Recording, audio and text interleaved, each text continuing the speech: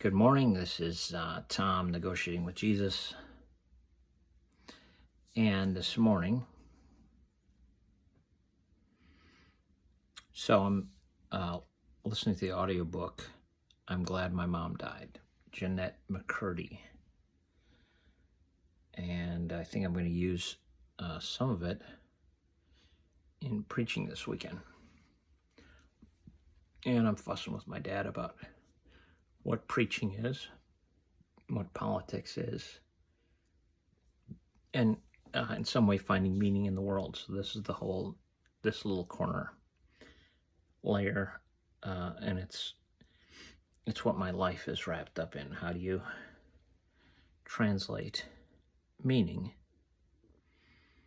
to the world and to young people? And it's been my mission probably for 35 years or so to think about that and then act it out in some way. So remember, embody. You gotta embody.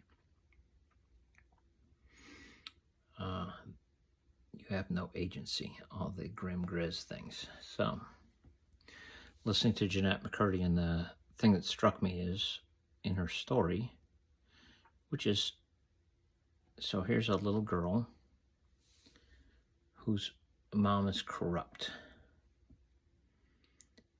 and wants to make her into a bauble of some sort, a star that she can wear, which is, making her into something that it's not even living vicariously. It's almost making her into jewelry or something she can wear. I have to think about that. But anyway, in this story, I got to the part where one of her great talents, it turns out, is she can cry on cue. And I watched a video. You can see a video of her crying, and I think it's a CSI TV show or something like that. And her performance is pretty good. A little psycho. But she cries on cue, and it's pretty convincing. So as I preach, I tell you, if I say the right words, so this idea of method acting, that if you have something you can call on that can give you the feeling of crying or anger or joy, if you can condition yourself, almost like muscle memory, to emit the correct emotion, you can act. Acting is some kind of portrayal of emotion that's not real, it's fake. So it happens all the time that if I say the right words, if I get myself into a frame of mind to think about something that's very real to me, some kind of suffering, man, I can cry at the drop of a hat. So the idea that she can cry on cue, and then the idea of the sadness that can overwhelm me, and then I can act out that emotion. And then I wanted to add the singer Janis Joplin. So the rock stars who die young, but Janis Joplin had a documentary on Netflix or one of the streaming services, and I watched it, and I was quite taken by the sadness of Janis's stardom. And it's the same thing with Jenette McCurdy. So Janis Joplin becomes a star as a novelty that people can in some way wear, that in some way is absolutely meaningless to people. So this fame, I'm trying to get to the bottom of fame, the stars. So Paul Vanderklay says, why do you think we call them stars? Because we use them to guide our lives. And it's a throwback to the mariners who used the stars to guide ships across the sea. And now we use stars to guide our lives to make them look significant. So Janis the thing that was very poignant to me about the story was that Janis would be on stage, and she's an awkward, quirky performer. She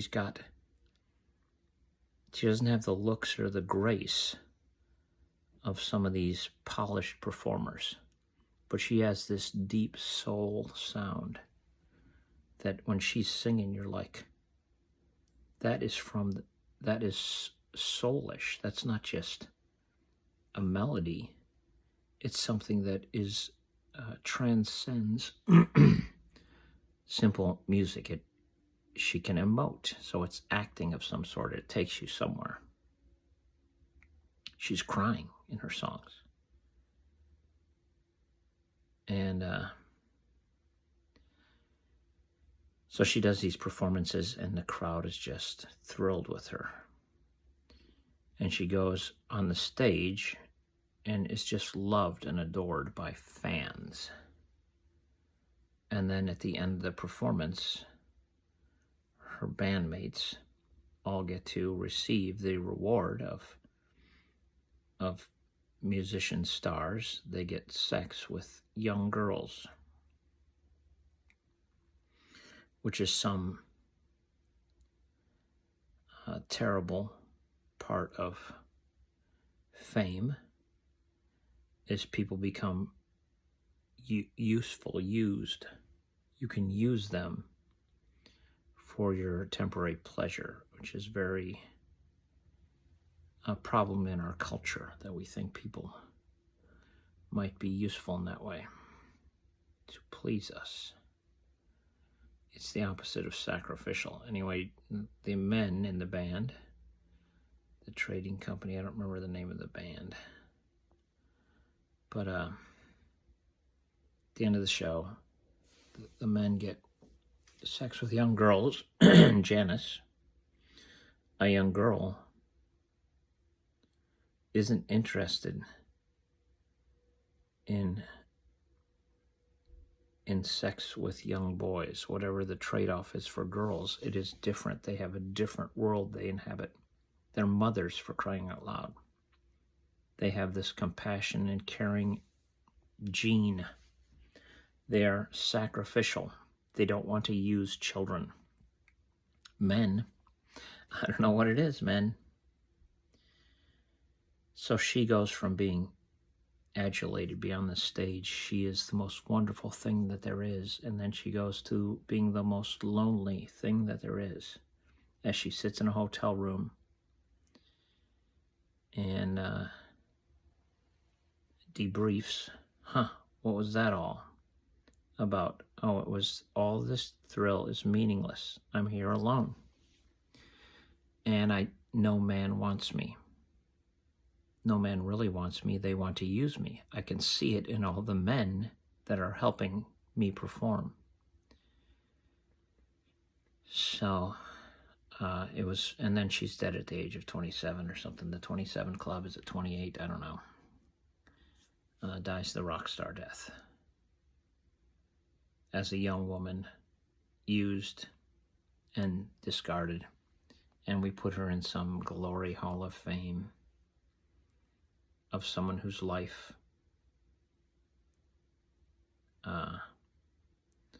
it isn't what it should be. It's tragic. And yeah, so that's part of what I'm thinking about for this weekend, to incorporate that into how we struggle for meaning in the world. And I believe I have scriptures from the first John, the letter that John wrote. So I'm going to incorporate the idea of love or whatever in 1 John.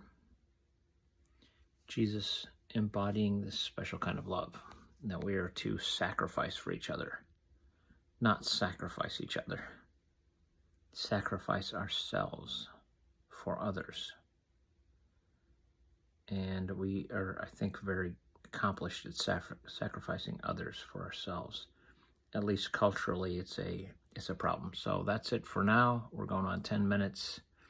I did my video. I have to do this as a habit and see if I can develop into something. So there it is. That's all.